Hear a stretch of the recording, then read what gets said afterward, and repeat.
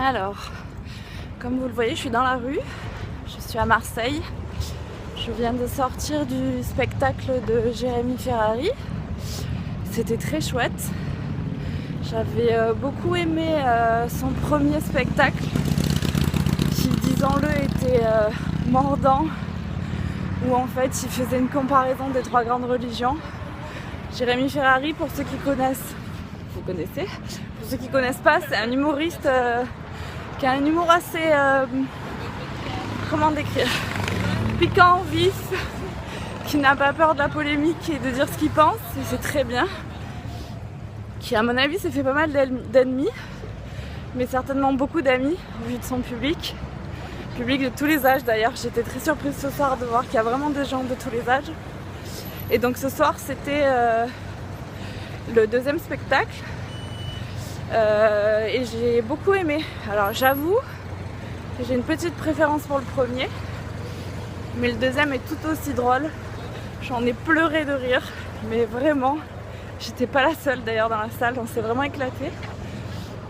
C'était très chouette. Il a annoncé à la fin du spectacle qu'il n'avait jamais fait de salle aussi grande sur Marseille, puisqu'il l'a joué au Silo ce soir. Et que d'habitude, il jouait son spectacle au Cours Julien, qui est une toute petite salle. Et qu'au vu du succès de ce premier spectacle au Silo, il avait une deuxième date au mois de mai. Donc pour les gens qui n'auront pas pu y aller ce soir, il y a un rattrapage en mai. Je vous incite vivement à y aller, pour peu que vous ayez un peu l'esprit ouvert et envie d'entendre de vraies choses sur la vie en général.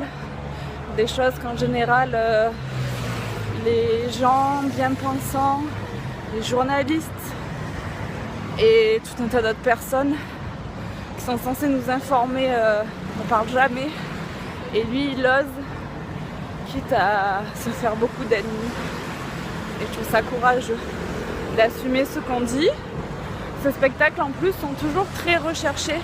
Il a travaillé 2 ans pour préparer celui-là, parce qu'il se documente beaucoup, parce que justement ce qu'il veut c'est savoir de quoi il parle. Et je trouve ça honorable et admirable. Donc c'était vraiment génial, je me suis éclatée, super. Et le Silo est vraiment une très très très belle salle qui, je crois, accueille jusqu'à 2000 personnes maxi, sur 3 niveaux. Quel que soit l'endroit où on se trouve dans la salle, on y voit très bien. Même les places sur le côté en fait. Et c'est assez rare dans les salles de spectacle. Je sais que le Dôme par exemple, qui est beaucoup plus grand, dès qu'on est un peu loin de la scène, excusez-moi, il y a du bruit parce qu'il y a des travaux, je vais passer vite. Voilà, c'est mieux. Donc comme je vous disais, le Dôme, dès qu'on est un peu loin de la scène, en fait on regarde le spectacle sur les écrans géants. Je trouve ça un peu dommage de payer une place de spectacle pour regarder un écran. Donc je suis devenue très fan du Silo, j'admets. En plus c'est un monument qui a une histoire, c'est un bâtiment pardon qui a une histoire. Puisqu'en fait comme son nom l'indique, c'était des anciens silos à grains qui... je regarde la rue en même temps parce que je vais devoir traverser. C'était des anciens silos à grains. Je vais appuyer sur le petit bouton. Où décharger les bateaux en fait. Et pendant très longtemps, il se trouve à Joliette, le quartier de la Joliette. Pendant très longtemps, en fait, c'est un quartier qui a été abandonné et il a été réhabilité depuis quelques années et la ville est en train d'en faire quelque chose de vraiment très chouette. Et donc le Silo a eu droit aussi à sa métamorphose. Donc n'hésitez pas à aller sur internet, découvrir Jérémy Ferrari si vous ne le connaissez pas encore et aller acheter des places pour son spectacle. Il y a des places qui sont vraiment pas chères. Moi par exemple j'étais au 2e balcon face à la scène et j'ai payé 26 €. Donc je trouve que c'est vraiment correct. Voilà. N'hésitez pas à me dire ce que vous en avez pensé si vous aussi vous avez eu la chance d'aller voir le spectacle. Je ziote parce que je vais devoir traverser. C'est bon. Donc n'hésitez pas à partager avec moi ce que vous avez passé du spectacle si vous l'avez vu, quelle que soit la région où vous êtes allé le voir.